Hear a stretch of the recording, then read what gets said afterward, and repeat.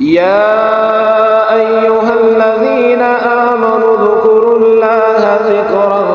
كثيرا وسبحوه بكرة وأصيلا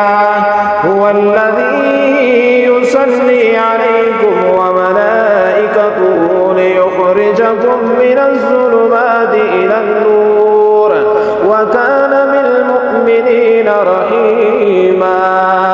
تحيتهم يوم يلقونه سلام وأعد لهم أجرا كريما